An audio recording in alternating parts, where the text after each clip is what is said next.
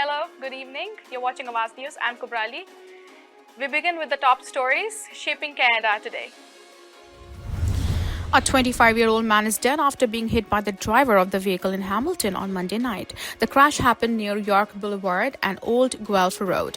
Hamilton police said they were called to that area just before 8:45 p.m. for reports of the vehicle striking a pedestrian. They said a 25-year-old man was transported to the hospital with serious life-threatening injuries but has since been pronounced deceased. Police said a preliminary investigation determined there was an interaction between two vehicles traveling eastbound on York Boulevard, west of Plains Road West. It resulted in both vehicles pulling over an occupant from one of the vehicles exiting to speak with the other involved driver, police said. Investigators allege the pedestrian was hit when the second driver attempted to leave the area. That driver, an unnamed 29-year-old male from Burlington, fled the scene but later contacted police, they said. He has now been charged with dangerous operation of motor vehicle causing death and failure to stop after a collision causing death. The charges have not been proven in court. The accused was held in custody pending a bail hearing. York Boulevard was closed between Old Guelph Road and Plains Road West for several hours while investigators examined the scene but has since reopened. The investigation is ongoing and police say they are actively seeking any potential witnesses. They're also asking motorists who were in the area at the time to review their dashcam footage. Conservative leader Pierre Poilievre says he doesn't agree with comments made by one of his MPs who categorized Canada's reaction to the ongoing trade war with the United States as an anti-America hissy fit. Early this month, Conservative MP and longtime friend of U.S. Vice President J.D. Vance, Jamil Jivani, traveled to Washington, D.C. for a solo diplomatic mission to meet with senior U.S. officials, calling the conversations productive. As the visit continued and Giovanni took to social media to provide updates on the meetings he said he was having, including signaling he had spoken with U.S. President Donald Trump, questions were raised back in Ottawa about the impact this solo mission could have and the opposition MP's intentions.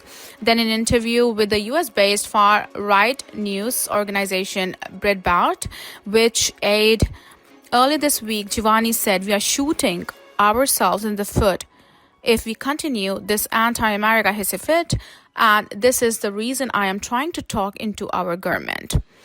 Prime Minister Carney, meanwhile, ran in last year's election on the promise of being the best person to deal with Trump and has focused his foreign policy on insulating Canada's economy from the United States.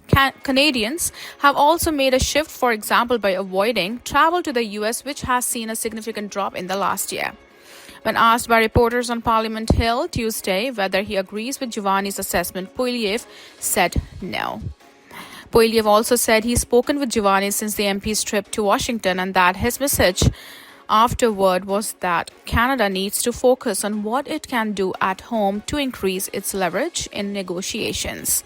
When asked whether he's concerned with Giovanni's trip could muddle the message coming from Canada or that he's speaking out of turn on this issue, Poilievre responded, "He speaks for himself and I speak for the party." The Conservative leader added that Giovanni's riding of Bowmanville, Oshawa North, is disproportionately impacted by the dispute with the United States.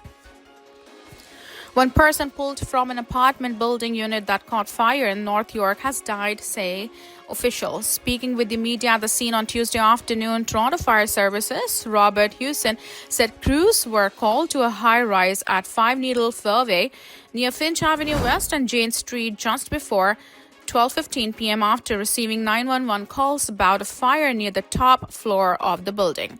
Upon arrival, firefighters encountered flames and saw black smoke coming from the penthouse level of the building, Hewson said. Then they made entry and rescued a person from a unit on the 12th floor. The commander said it appears that the fire was contained to the apartment of origin. The cause and circumstances of the fire are unknown. Toronto Fire said primary and secondary searches are complete and the fire is now out. A 33-year-old registered massage therapist from Hamilton has been accused of sexual assault.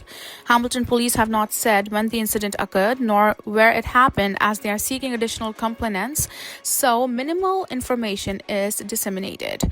"We want the people who come forward to provide us with their own details," a media officer wrote in an email. Investigators have indicated that incident happened during the course of the accused professional duties. On February 11th, Abdul Rahman Al-Kaisi was arrested and charged with sexual assault. He is described as a Middle Eastern man, 6'2" and approximately 185 pounds, with an athletic build and long dark hair. Police believe there may be more victims and are asking anyone with the further information to contact Daryl Oosterhoff of the Sex Crime Unit at 905-546-4846 or its non-emergency line at 905-540-5553 or Crime Stoppers anonymously.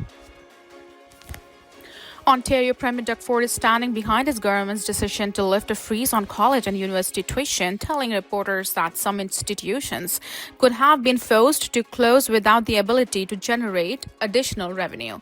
The PC government announced last week that it would allow colleges and universities to increase tuition by up to 2% per year for the next 3 years, ending a freeze that had been in effect since 2019.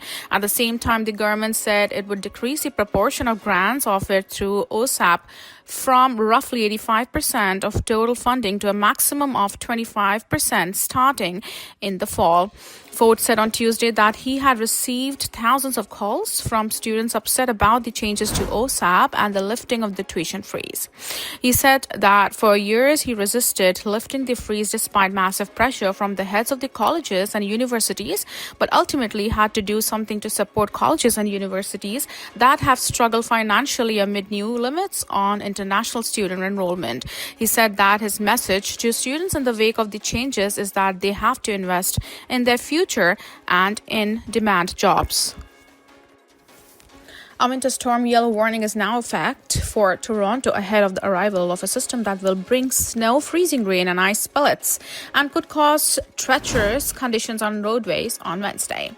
Environment Canada says the city and the rest of the Greater Toronto area could see snow and ice pellet amounts of up to 5 centimeters and multiple hours of freezing, which could result in an ice buildup of a few millimeters.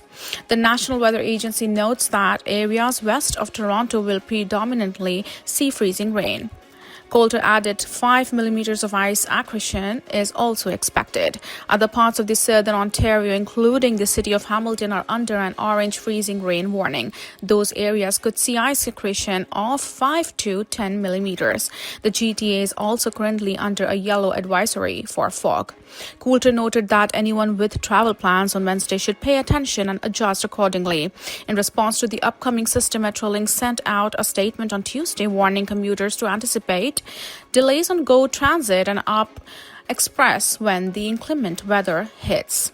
Retired Environment Canada climatologist David Phillips said, while Toronto got to a balmy high of 6 Celsius on Tuesday, warmest temperature the city has seen in 40 days, winter will be in a full gear come Wednesday. He said that system will make its way to Ontario early Wednesday morning.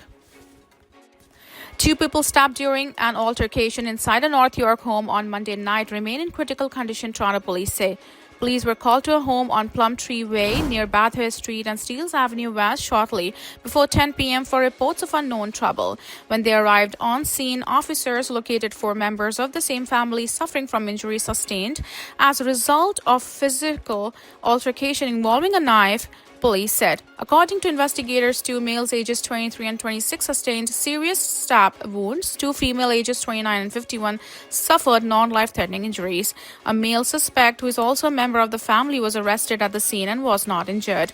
In an update on Tuesday morning, police confirmed that 2 people remain in hospital in critical condition. That's for all tonight. This is Kubrali. You're watching Awaz News. Have a wonderful evening.